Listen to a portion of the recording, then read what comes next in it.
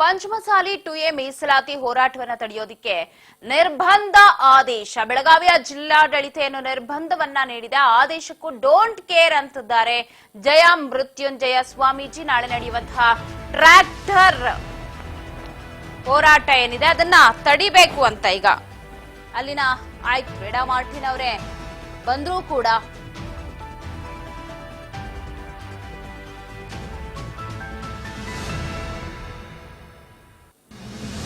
Don't care ಅಂತಿದ್ದಾರೆ ಪಂಚಮಸಾಲಿ ಹೋರಾಟಗಾರರು. ಏರುಧ್ವನಿಯಲ್ಲಿ ಸಂಧಾನಕ್ಕೆ ಬಂದವರನ್ನ ತರಾಟೆಗೆ ತೆಗೆದುಕೊಂಡಿದ್ದಾರೆ. ಮುತ್ತಿಗೆ ತಡೆಯಲು ವಾಹನ ನಿರ್ಬಂಧ ವಿಧಿಸಿದ್ದಕ್ಕೆ ಕಿಡಿಕಾರಿದ್ದಾರೆ.